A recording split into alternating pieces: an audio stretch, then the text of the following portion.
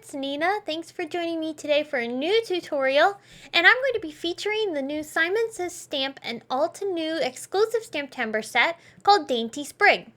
I wanted to do some colored pencil coloring today onto navy cardstock. This is a technique that I've been using recently and have had so much fun creating with. I love the way colored pencils look on dark cardstock.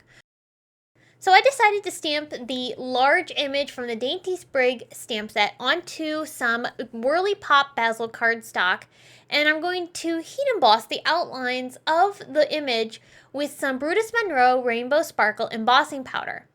Now this sparkle powder is a clear embossing powder which has a literally rainbow embossing glitter inside of it. It is absolutely gorgeous. And I've stamped this flower a few times across my paper, and I'm going to start coloring the image. Now originally when I first started creating this card, I wanted to do a one-layer card, but things ended up changing and I decided I would rather have the flowers be a bit more dimensional. So that's why you're seeing me work on a full card right now. I used Prismacolor colored pencils to do my coloring today. You can use any types of colored pencils you'd like. Depending on what paper you're using and your type of pencils, you may find it best to start with a lighter color, such as a white or a really light color of whatever shade you're using, and use that as a base for whatever colors you're going to add on top to do your actual shading. I didn't end up doing that. I find that the Prismacolor pencils work really nicely on top of this paper, which is the Basil Whirly Pop cardstock. I'm showing you just bits and pieces of the coloring because there was a ton of coloring involving this card, but just know that how I colored one petal is how I colored all the petals throughout this whole card. Now I also want to show you how I like to clean up my paper. See how I have a little bit of a smudge of pink pencil on my paper? I use a soft eraser to rub up any extra pencil that might be on the paper, and then I take my Nuvo sweep brush and brush off any pencil shavings. This prevents me from getting any extra smudges on my paper, and it helps keep the cardstock really nice and clean. I used simple green and teal shades for the leaves. It was so simple I didn't even bother showing you that because literally I put a color down at the tip and a color down at the other end of the leaf and then met them in the middle. For the center of each flower, I did use a couple of different colors. I used yellow for the pink flowers, and then blue and teal colors for the centers of the purple flowers. Now this is where I changed my mind and decided I didn't want to do a one-layer card, but rather I wanted to cut the florals out. But if you get this set, you won't have to fussy cut them. They do come with coordinating dies. I just don't have them. So I'm going to cut them out with my fine tip scissors, and then I'll set those aside while I work on creating my actual card base.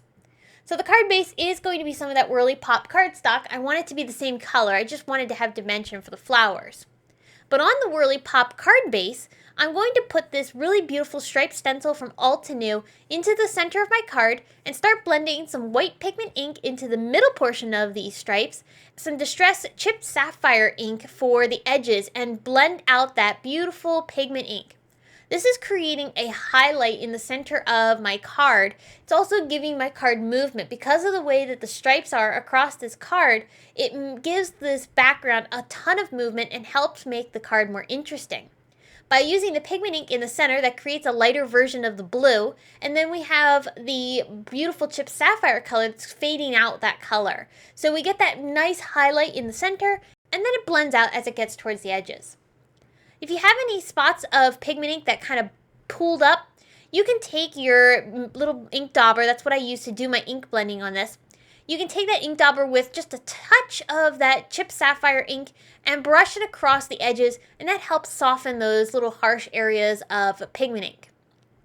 I attached my flowers down onto my card base using some foam tape. I added Nuvo drops into the centers of each sequin. For the navy sequins, I added dots of Morning Dew, which is a clear Nuvo drop. That creates a really beautiful domed effect to these sequins. And I also used some of the Jewel Pink, I think this is Bubblegum, Nuvo drops. It's one of the jewel tones, and it dries perfectly clear but with a tint of color. I added those onto the clear sequins. Then in the center of each of the light blue sequins, I added dots of the White Blizzard glitter drops. These are also a type of Nuvo drops. Those will dry, and while I'm waiting for them to dry, I'll work on my sentiments. I'm using sentiments from the DAINTY SPRIG stamp set. I'm going to stamp both the word kindness and thanks onto that Whirly Pop cardstock. I've heat embossed both of those sentiments with silver embossing powder from Brutus Monroe, and on a piece of pink cardstock, I added the smaller sentiment that was with the word kindness and heat embossed that with white.